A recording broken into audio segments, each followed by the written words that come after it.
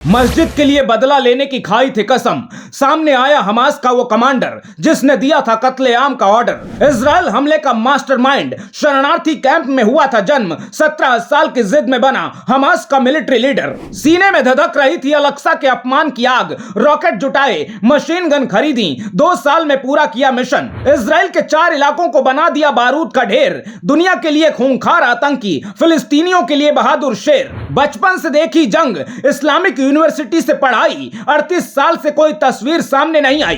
एक हफ्ते में 2000 से ज्यादा लोग मारे जा चुके हैं। 8 से 10 हजार लोग जिंदगी मौत के बीच झूल रहे हैं। इजराइल के जिस इलाके में 600 लोग रहा करते थे, वहां सिर्फ 200 लोग जान बचा पाए। उसके बाद इजरायली पलटवार में गाजा पट्टी का आधा इलाका वीरान बन चुका है और इस युद्ध में हमास को सबसे बड़ा किरदार माना जा रहा है। लेकिन आपको जानकर हैरानी होगी कि इसके पीछे हमास ग्रुप की नहीं, बल्कि इस संगठन के एक मिलिट्री लीडर का दिमाग था, जिसने 6 अक्टूबर को इजराइल में बर्बरता और तबाही का ऑपरेशन लॉन्च किया। यह तस्वीर हमास के मिलिट्री कमांडर मोहम्मद देफ की है, जब वो 20 साल का था। 1965 में मोहम्मद देफ का जन्म गाजा के खान यूनिस कैंप में हुआ था, जब यहां मिस्र का कब्जा था। 1987 में जब विद्रोही संगठन हमास की स्थापना हुई तो देफ की उम्र 22 साल थी। वेस्ट बैंक और गाजा पट्टी में इजरायली कब्जे के खिलाफ हमास की जंग जारी थी। बचपन से देफ ने अपने रिश्तेदारों को इजरायली फोर्सेस के साथ जंग लड़ते देखा था। अपने आसपास लोगों को लड़ते मरते देखकर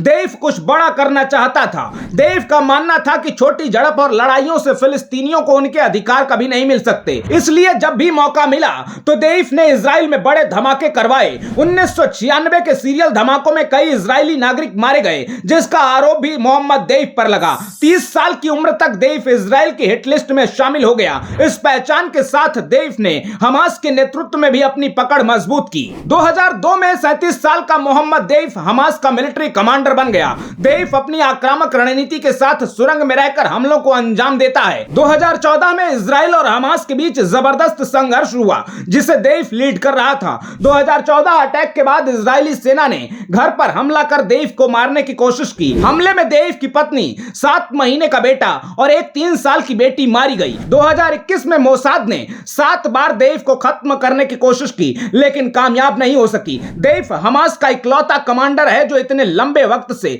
जिंदा बचा हुआ है। सालों से मोसाद के एजेंट देफ को ढूंढ रहे हैं। अमेरिका भी उसे आतंकी घोषित कर चुका है। इतने खतरों के बीच जिंदा बचने की वजह से देफ को बुलेट प्रूफ लेजेंड भी कहा जाता है। रिपोर्ट्स के मुताबिक 6 अक्टूबर को इजराइल पर सदी का सबसे भीषण हमला हुआ। उसके पीछे भी देफ का प्लान था, क्योंकि वो अलक्सा मस्जिद में इजरायली सेना के हमले का बदला लेना चाहता था और पश्चिमी देशों को बड़ा मैसेज देना चाहता था। इसकी पूरी डिटेल जानने से पहले आप देफ का ऑडियो मैसेज समझ लीजिए, जो 6 अक्टूबर के हमले के बाद जारी किया गया। इस मैसेज में देफ ने कहा कि 16 साल से इजराइल ने गाजा को चारों तरफ से घेर रखा है। अमेरिका और पश्चिमी देशों की वजह से कोई हमारे हक में आवाज नहीं उठाता। पूरी दुनिया ने हमें नजरअंदाज किया, लेकिन आज के बाद ऐसा नहीं होगा। रॉयटर्स की रिपोर्ट्स के मुताबिक इजराइल पर हमले का फैसला देफ ने इसलिए किया क्योंकि वो मस्जिद में इजरायली सेना की रेड को भूल नहीं पा रहा था। दरअसल 2 साल पहले अलक्सा मस्जिद में इजरायली सेना ने स्ट्राइक की थी।